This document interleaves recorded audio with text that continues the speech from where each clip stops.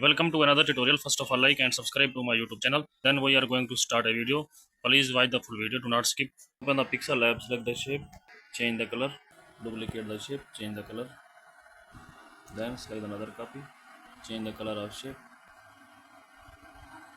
Then select the erase color. To back the color green. Adjust the shape.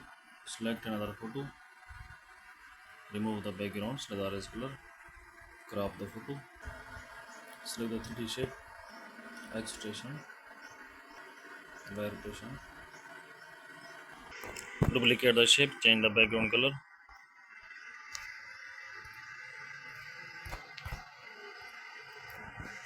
Please like the video and subscribe the channel.